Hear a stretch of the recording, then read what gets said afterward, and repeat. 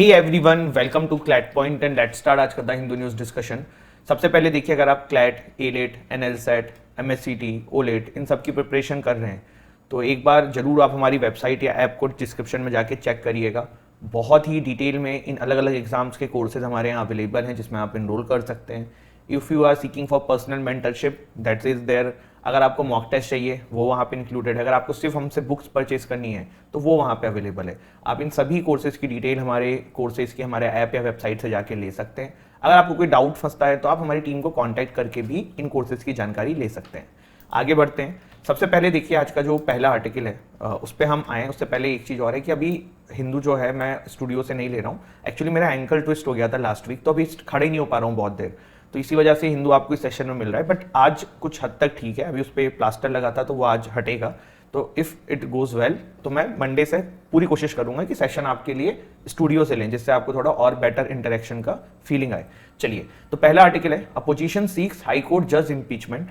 तो यहाँ पे 6 मेंबर की डेलीगेशन ऑफ अपोजिशन एमपीज की इकट्ठा हुई है और इलाहाबाद हाईकोर्ट के एक जज हैं, उन्होंने एक स्टेटमेंट काफ़ी ज़्यादा मतलब बोली थी। उसमें उन्होंने एक दो शब्द जैसे कठमुल्ला और इस तरीके के शब्द यूज़ किए थे जो कि भारत देश के सेकुलरिज्म के प्रिंसिपल्स को नहीं दिखाते हैं, इस तरीके के वर्ड्स। तो काफ़ी उसका क्रिटिसिज्म हुआ कि इस तरीके की बातें कैसे कोई सिटिंग जज कर सकता है या इस तरीके की चीज़ें हैं। तो वो वाली बात है। तो अपोजिशन सीक्स हाई कोर्ट जज इम्पीचमेंट, ये यहाँ पे ये आर्टिकल है, उन्हीं के बारे में यहाँ बात हो रही है। उनका नाम है, इलाहाबाद हाई कोर्ट के जज हैं शेखर कुमार यादव। वैसे आप लोगों को एक मैं नया फैक्ट आज बता देता हूँ, आई होप आपको पता हो, बट मुझे मेरे कॉलेज के सेकंड ईयर में जाके पता पड़ा था, तो मैं चाहता हूँ आप लोग पहले ही जान जाएं कॉलेज जाने से। जज और जस्टिस में अंतर क्या होता है? तो बेसिकली देखो, जो जज होते हैं वो हम डिस्ट्रिक्ट कोर्ट या सिविल कोर्ट्स इन सब में जो होते हैं उनको हम जज कहते हैं, और justice are in high court and supreme court. अब जस्टिस क्यों कहा जाता है? क्योंकि जस्टिस जो है वो लॉ को इंटरप्रिटेट करके कुछ नया कॉन्सेप्ट क्रिएट कर सकते हैं। जैसे कि आप देखते हो कि बहुत बार हाई कोर्ट को ऐसा वर्डिक्ट देती है जिसका अभी तक कोई रूल बुक में कोई मतलब डायरेक्टली प्रावधान नहीं है, बट वो इंटरप्रिटेशन के थ्रू दिया है। वहीं सुप्रीम कोर्ट में भी आप इस तरीके की चीजें देखते हैं, पर सिविल कोर्ट, डिस्ट्रिक्ट कोर्ट ये सब इस तरीके की पावर नहीं रखते हैं।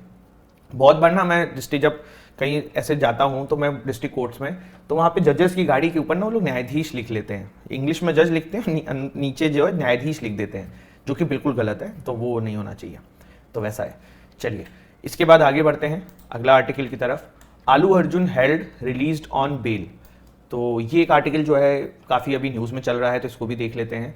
तो basically this article is about कि आलू अर्जुन की एक मूवी आई थी पुष्पा 2, उसका प्रीमियर देखने के लिए आलू अर्जुन एक जगह गए थे। प्रीमियर भी नहीं बोलेंगे, बेसिकली बोलेंगे कि वो ऑडियंस का रिएक्शन देखने के लिए, उनसे मिलने के लिए वो गए थे हैदराबाद में। और वहाँ पे क्या हुआ, स्टैम्पीड हो गया, भगदड़ मच गई, और उसमें कुछ लोगों का काफ़ी चोट भी लगा, कुछ लोगों की मृत्यु भी हुई। तो उसके बाद इनके ऊपर काफ़ी सारे केसेस फाइल हो गए थे। जो केसेस हैं बेसिकली वो अभी जिसमें ये अरेस्ट हुए थे वो था सेक्शन 106 ऑफ बीएनएस, भारतीय न्याय संहिता का जो सेक्शन 106 है, जो कि बात करता है culpable homicide not amounting to murder. अभी जो विक्टिम है उनके हस्बैंड ने भी ये कहा है कि एक्टर की कोई गलती नहीं है, आलू अर्जुन को बेल भी मिल गई है। तो ये अभी पूरे चर्चा का विषय बन चुका था, क्योंकि बहुत बड़े एक्टर हैं। मतलब आप लोग यहाँ पे, हम लोग अभी थोड़ा सा नॉर्दर्न बेल्ट से हैं, तो हम लोग को लगेगा हाँ भाई अच्छे एक्टर हैं, बड़े एक्टर हैं, लेकिन साउथ में इज लाइक मतलब बहुत डाई हार्ट फैन है वहाँ पे इनके, तो वो वाली बात है। इसके बाद आगे बढ़ते हैं। Sri Lankan president to begin his 3-day India visit tomorrow. Sri Lanka के प्रेसिडेंट हैं अनुरा कुमारा दिस्यंके। तो ये एक्सटर्नल अफेयर मिनिस्टर हैं, जयशंकर साहब से मिले हैं। सॉरी, ये हमारे देश के एक्सटर्नल अफेयर मिनिस्टर है जयशंकर साहब से मिले हैं, और इनकी ये मुलाकात भारत में होने वाली है। तो एक बहुत ही अच्छी ये खबर है हमारे देश के लिए। इसके बाद देखिए, हिंदुस्तान टाइम्स से मैंने एक आर्टिकल उठाया है, एडिटोरियल का है, बेसिकली आरटीआई एक्ट के बारे में। तो आरटीआई एक्ट को हम डिटेल में डिस्कस करेंगे, एंड इस पर हम डिस्कस करें उससे पहले आज के कुछ प्रैक्टिस क्वेश्चन हैं वो देख लेते हैं। फिर देखिए, सबसे पहले आज का जो हमारा वन लाइनर है, दैट इज कि 18 year old D Gukesh become the new chess champion. तो अब भारत के 18 वर्षीय डी गुकेश जो हैं वो वर्ल्ड चेस चैंपियन बन जाते हैं। इन्होंने प्रेस्टिजियस टाइटल जीता है चाइना के डिंग लेरेन को हराकर। इसके अलावा देखो एक और चीज़ है यार, आप लोगों को मैं कमेंट सेक्शन में जो जवाब देने को कहता हूँ बिल्कुल आप लोग दे भी रहे हैं, और बाकी बच्चे भी दिया करिए। प्लस वीडियो को थोड़ा लाइक कर दिया करो, शेयर कर दिया करो, तो थोड़ा मोटिवेशन रहेगा कि हम बच्चे जो है इसको देख रहे हैं, लोग पसंद कर रहे हैं। और आपके अगर कोई फीडबैक हो तो भाई वो भी कमेंट सेक्शन में डाल दिया करो। Dinesh Kumar joins the higher education department. तो Girish Chandra Murmu has succeeded as the CAG of India. तो that is this news. Donald Trump becomes person of the year for the second time. ये कल भी हमने देखा है। बांग्ला बिना will not cheat anymore in Sri Lanka's national slogan. ये क्या है? According to BBC report, Sri Lanka prime minister announce बांग्ला बिना as the country's national slogan in 2023. The decision was taken following the change in government with new administration assuring that the national language would be given priority. This initiative was launched with the aim of strengthening trade relation with between Sri Lanka and Bangladesh. तो वो वाली चीज है ये, ठीक है, वो इतना कोई डिटेल का है नहीं. Bhavesh Jain appointed as MD and CEO of TransUnion CIBIL, बिल्कुल ही काम का नहीं है. Shaheen Afridi become youngest bowler to take 100 wicket. तो शाहीन अफरीदी 20 में सबसे यंगेस्ट प्लेयर ही बन जाते हैं जिन्होंने 100 विकेट्स लिए हैं. एलन मस्क ने हिस्ट्री क्रिएट करी है बाय टचिंग $400 बिलियन मार्क. तो ये एलन मस्क ने किया. देखो आपको मैं एक चीज बताता हूँ, थोड़ी सी समझने वाली बात है. यूएस में आप ऐसी कहानियां क्यों इतनी देखते हो कि कोई सड़क से उठ के इतना अमीर हो जा रहा है, मतलब एक्चुअली में यूएस में आप ये चीजें देखते हो. तो क्योंकि एलन मस्क का भी, अगर आप लोग इनकी बुक पढ़िएगा तो पढ़ेंगे तो देखेंगे कि इनकी स्टोरी भी कुछ ऐसी नहीं थी कि बहुत रिच थे या कुछ इस तरीके से थे. या वहाँ पे आप जितने भी बहुत लोगों का आप कहानी पढ़ेंगे तो वो ऐसा नहीं था कि वो पैदाइशी पैसा लेके आए. बट वो लोग इतने सक्सेसफुल क्यों हो जाते हैं? देखो 2-3 कारण है. जैसे यूएसए में ना बिजनेस करना ईजी है. जैसे मैं एज ए बिजनेसमैन मैं आपको अपना एक इस पर राय दे रहा हूँ कि इंडिया में बिजनेस करने में बड़ी दिक्कतें हैं. मतलब देर आर लॉट ऑफ, ऐसा होना नहीं चाहिए, there are hurdles, but there are है, like there are some government institution जो आपको तंग करते हैं. देन देर आर चीज़ें बड़ी कॉम्प्लिकेटेड हैं. जैसे मैं आपको एक छोटा सा एग्जांपल देता हूँ. हमने क्लैट पॉइंट का ट्रेडमार्क लिया था, तो ट्रेडमार्क लेने का प्रोसेस भी बहुत लंबा था. मतलब बड़ी ही मेहनत करनी पड़ी. और as a lawyer myself वो मुझे समझ रहे हो कि मुझे इतना टाइम लगा, इतनी मेहनत लगी, तो नॉर्मल आदमी को कितना मेहनत या परेशानी होता होगा. तो पॉइंट ये कि बहुत बेसिक चीज़ों में इंडिया में बहुत टाइम लग जाता है, बहुत टाइम टेकिंग प्रोसेस है. प्लस बहुत बार प्रेशराइज होता है गवर्नमेंट के इंस्टीट्यूशंस का, और फंडिंग मिलने में दिक्कत होती है. फंडिंग इन द सेंस कि कोई इन्वेस्टर का पैसा नहीं है. अगर आप बैंक से लोन लेने भी जाओगे ना तो वो ईजी नहीं है. फॉरेन में इतना मुश्किल नहीं होता है. तो प्रॉब्लम ये है कि इसीलिए आप इंडिया में ना इतनी रातों रात कन्वर्जन वाले लोग नहीं देखते हो. आप बोलोगे अरे सर क्या बात कर रहे हो, बड़े बड़े स्टार्टअप आते हैं. अरे भाई आप बड़े बड़े स्टार्टअप में आप एक चीज मिस कर रहे हो, वो बंदे आईआईटी से पढ़े हुए होते हैं. अगर वो स्टार्टअप नहीं कर रहे होते तब भी वो 80-90 लाख साल का पैसा कमा रहे होते. आप समझ रहे हो? तो ऐसा नहीं है कि कोई रातों रात हो जा रहा है. हो रहे हैं, मैं ऐसा नहीं कह रहा हूँ बिल्कुल नहीं हो रहे. देयर आर फ्यू पीपल जो कर रहे हैं, बट थोड़ा सा comparatively to the USA and international market it's little bit tough year. तो फिर टाइम ही जब ईज हो जाएगा ना, सही हो जाएगा, तो ये चीजें और बेटर होंगी. World Ayurveda congress begins in Dehradun. तो ये यहाँ पे न्यूज है. 18 year old Indian chess player Gukesh, आपको बताया ही है मैंने, डोनाल्ड ट्रंप का ये आ ही गया है. श्रीलंका का हो चुका है. बांग्ला बिना अब नहीं ठगेंगे was declared in the national slogan of which country? Sri Lanka. Who has been appointed, ठीक है. शाहीन अफरीदी का मैंने आपको बता ही दिया है. ठीक है. कितने मैचेस खेले? 74 मैचेस में किया है. एलन मस्क का 400 आपको पता ही है. तो द सेम थिंग्स विच हमने ऊपर डिस्कस किया है. इसके बाद अब आरटीआई एक्ट हमारा आज का मेन टॉपिक है, डिटेल में डिस्कस करते हैं. चलिए शुरू करते हैं. तो न्यूज में है, सुप्रीम कोर्ट में एक पिटीशन फाइल है जिसमें ये बात चल रही, मतलब पिटीशन तो काफी समय से फाइल है, लेकिन अब ये सुनवाई होने लग गई है कि पॉलिटिकल पार्टीज भी आरटीआई के अंदर आनी चाहिए कि नहीं आनी चाहिए. ये आप लोग थोड़ा सा पहले सोचो कि क्या पॉलिटिकल पार्टीज आरटीआई के अंदर आती है, तो जवाब है नहीं. एक और मेरा क्वेश्चन है, क्या सुप्रीम कोर्ट आरटीआई के अंदर में आती है? कमेंट सेक्शन में बताना. ठीक, चलो यहां से देखना शुरू करते हैं. Supreme court acknowledge political parties fears of RTI to disclose internal decision making. Case का जो नाम है ना, जो अभी सुप्रीम कोर्ट में है, association for democratic reforms and another versus union of India cabinet secretary and others. ठीक है, तो ये आपका ये वाला केस है जो अभी सुप्रीम कोर्ट में, जिसकी वजह से आरटीआई एक्ट अभी न्यूज में आ गया है. तो पहले थोड़ा बेसिक की बात करते हैं, फिर हम इसकी बात करेंगे. आरटीआई एक्ट हमारे देश में कब आया? पहली चीज, राइट टू इंफॉर्मेशन एक्ट कब का एक्ट है?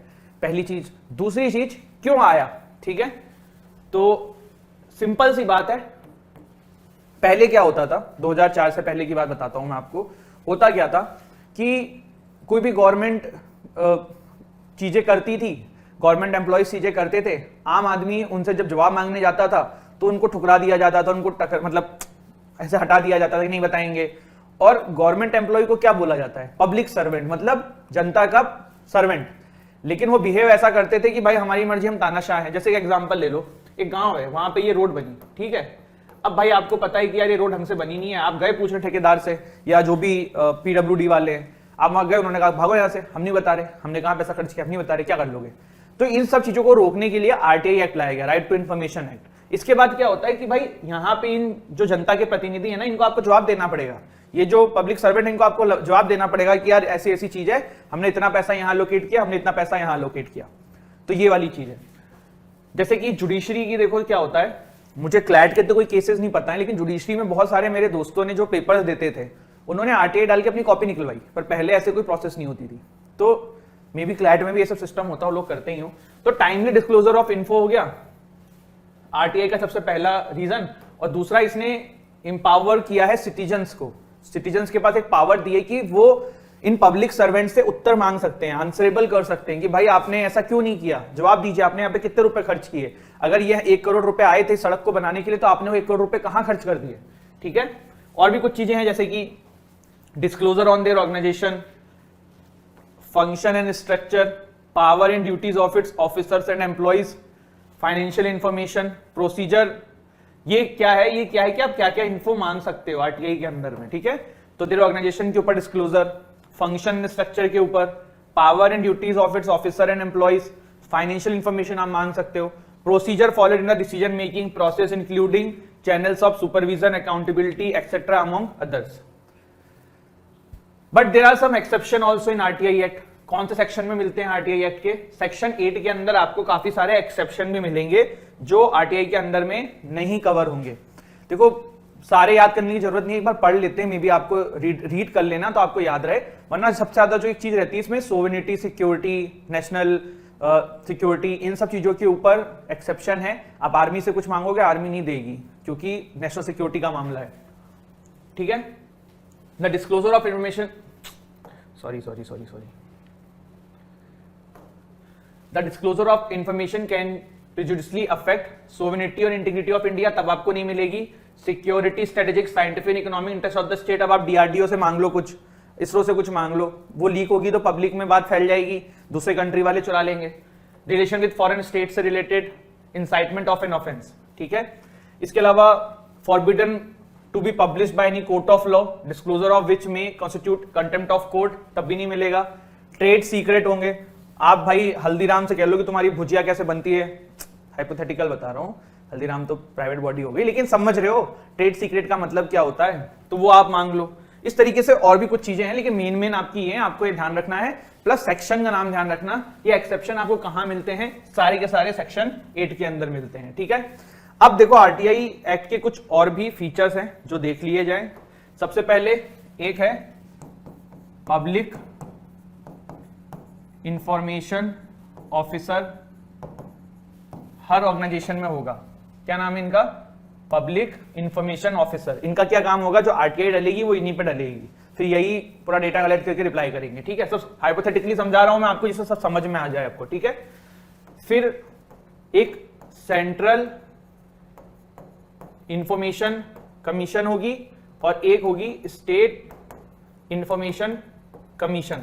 आप नाम से समझ सकते हो, ये स्टेट पे सुपरवाइज करेगी चीजों को और ये सेंटर पे सुपरवाइज करेगी।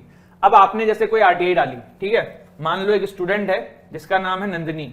ठीक, नंदिनी ने आरटीआई डाली, तो नंदिनी को जवाब मिनिमम कितने दिन में मिल सकता है? 30 डेज। मिनिमम नहीं, मैक्सिमम 30 डेज के अंदर आपको रिप्लाई करना है। ठीक है। सामने वाले को, जैसे नंदिनी ने नगर पालिका में डाला कि भाई कचरा यहां से कौन उठाने की जिम्मेदारी है, नाम बताओ, उठा नहीं रहा है, तो उसको 30 दिन के अंदर रिप्लाई करना ही होगा कि हाँ यार ये फला फला बंदे किया है, इस वजह से नहीं हो रहा है, ऐसा ऐसी प्रॉब्लम है। ठीक है। तो मैक्सिमम 30 डेज। और अगर मामला लाइफ एंड लिबर्टी से रिलेटेड हो ना, तब आपको 48 आवर्स के अंदर रिप्लाई करना है। और अगर रिप्लाई नहीं करते हो तो फिर रिफ्यूज करना है और उसके साथ रीजन देना है कि क्यों नहीं बता रहे हो। मैं फिर से रिपीट कर रहा हूं, अगर मैटर लाइफ एंड लिबर्टी का है, then you need to reply within 48 hours, otherwise tell them the reason कि आप क्यों नहीं कर रहे हो। इसके बाद अगर पीआईओ से आप नाराज हो या फिर आप जिस भी अथॉरिटी पे कंप्लेन करना चाह रहे हो, आरटीआई के थ्रू उनसे कुछ इंफॉर्मेशन निकालना चाह रहे हो, वो नहीं बता रहे हैं या कुछ गलत इंफॉर्मेशन शेयर कर रहे हैं, तो पहली आप अपील कहां कर सकते हो? Department appellate authority. ठीक है। हर डिपार्टमेंट की अपनी अपीलेंट अथॉरिटी होगी, वहां पे आप कर सकते हो। अगर वहां पे ना निकले तो जो हमारी इंफॉर्मेशन कमीशन है, आप यहां पे अपील कर सकते हो। ठीक है। चलिए, अब जो सबसे लास्ट का मुद्दा है कि पॉलिटिकल पार्टीज को आरटीआई एक्ट में क्यों नहीं रखा गया है फिलहाल। तो देखो, हम दोनों साइड में देख लेते हैं, पॉलिटिकल पार्टीज क्या कहती है और क्या मतलब पॉलिटिकल पार्टीज का इस पे क्या पर्सपेक्टिव है और क्या उन लोगों का पर्सपेक्टिव है जो पॉलिटिकल पार्टीज से कहते हैं कि भाई आपका होना चाहिए। देखो, पता है पॉलिटिकल पार्टीज को ना बहुत सारा रिबेट मिलता है गवर्नमेंट से, जैसे टैक्स नहीं देना है और बहुत सारी चीजें हैं। ठीक है। तो ये एक पहला कॉन्सेप्ट आता है, एक पहली डिमांड यही आती है कि भैया फायदा तो सरकार से सारा ले रहे हो, तो आप क्यों नहीं आ रहे हो आरटीआई के अंडर में। दूसरा ये कि पॉलिटिकल पार्टीज में आम जनता वोट करती है, पॉलिटिकल पार्टीज में आम जनता ज्वाइन करती है, आम जनता के ही रिप्रेजेंटेटिव ये बाद में बनते हैं, तो आम जनता का राइट है ना इनसे क्वेश्चन पूछने का कि क्या करते हो, कैसे फंडिंग करते हो। अब ये लोग मना क्यों करते हैं? ये लोग कहते हैं कि भाई हमारी इंटरनल चीजें हैं, अगर ये पब्लिक में आ जाएंगी तो हमारी अंदर के सीक्रेट्स बाहर आ जाएंगे। सीक्रेट्स मतलब हम कोई भी प्लानिंग प्लॉटिंग कर रहे हैं कि यहाँ पे ऐसे इलेक्शन जीतना है, वहां पे वैसे जीतना है, वो बाहर आ जाएगा। हमारी ऑटोनॉमी पे दिक्कत आ जाएगी, हम मनचाहा तरीके से काम नहीं कर पाएंगे। तो ये इनकी तरफ से कुछ ये आता है कि भाई इसलिए हम आरटीआई एक्ट में नहीं आने चाहिए। ठीक है, तो अभी हमने आरटीआई एक्ट को देखा और उससे पहले हमने एक आर्टिकल देखा था फाइनेंस कमीशन से रिलेटेड, जल्दी से रिवाइज कर लेते हैं। आरटीआई एक्ट में सबसे पहले इस केस का नाम क्या है जो अभी फाइल पड़ा हुआ है कोर्ट के अंदर? कहां गया यार? चलो पहले फाइनेंस कमीशन रिवाइज करते हैं, फिर आ जाएंगे इसके ऊपर। ठीक है, देखो फाइनेंस कमीशन अभी जो है वो 16th आनी है और article 280 of constitution of India जो है वो फाइनेंस कमीशन की बात करता है कि प्रेसिडेंट को अपॉइंट करना है। 5 इयर्स मिनिमम होता है, मैक्सिमम 6 इयर्स इस बार कर दिया गया है। मतलब हर बार के लिए नहीं किया है, जो 2017 में बनी थी उसको 6 साल के लिए दिया गया था, एनके सिंह जी ने जो हेड किया था 15 फाइनेंस कमीशन, और 1987 में भी ऐसा हुआ है। और तो कुछ है नहीं, सेस वर्सेस सरचार्ज मैंने आपको बता ही दिया है। आरटीआई का ये केस है, इसका नाम क्या है? Association for democratic reforms versus union of India. अभी ये सुप्रीम कोर्ट में सुनवाई शुरू हो चुकी है इसकी। इसमें क्वेश्चन ये है कि क्या political party should be under the RTI. तो लेट्स सी क्या होता है। आरटीआई क्यों लाया? Timely disclosure of information plus empower citizens, और क्या क्या आप मांग सकते हो मैंने बताया। एक्सेप्शंस क्या है? सेक्शन 8 जो है वो सारा एक्सेप्शंस की बात करता है आरटीआई एक्ट की, जिसमें मेन अगर आप याद रखना चाहो तो नेशनल सिक्योरिटी, सोवेनिटी सिक्योरिटी या फिर कंटेम्प्ट ऑफ कोर्ट, ये कुछ ऐसे हैं जो आप याद रखें। अगर कुछ आएगा तो इन्हीं में से पूछ लिया जाएगा। ठीक है, इसके बाद पब्लिक इंफॉर्मेशन ऑफिसर होना चाहिए, सेंट्रल इंफॉर्मेशन कमीशन होनी चाहिए, स्टेट इंफॉर्मेशन कमीशन होनी चाहिए। आंसर 30 दिन के अंदर देना है। लाइफ एंड लिबर्टी का मामला है तो 48 घंटे में देना है। एक्सेप्ट करो या रिफ्यूज करो। आप अपील कहां कर सकते हो? पहली डिपार्टमेंट अपीलेंट अथॉरिटी में और दूसरी इंफॉर्मेशन कमीशन के अंडर में। फिर क्यों होना चाहिए, क्यों नहीं होना चाहिए, मैंने आपको दोनों बताया। देखो पॉलिटिकल पार्टीज का ये भी कहना है कि सिर्फ हम ही गवर्नमेंट से फायदा नहीं ले रहे, ऐसे तो पब्लिक ट्रस्ट जो होते हैं या एनजीओ जो होते हैं या जो आपके टेम्पल्स अथॉरिटीज होते हैं, टेम्पल ट्रस्ट जो होते हैं, इन सबको सरकार टैक्स रिबेट देती है। तो क्या ये भी फिर आरटीआई के अंडर में आ जाएंगे? तो ये इनका यहाँ पे कहना है। ठीक है, तो I hope you have like this video. Don't forget to like share subscribe the channel. And also आप लोग के एग्जाम आ चुके हैं, पास में ही है, तो थोड़ा 100% के उस पर आप लोग कर भी रहे हो, थोड़ा और अपना फुल इसमें एफर्ट लगाओ। ठीक है, तो थैंक यू सो मच। जय हिंद, जय भारत।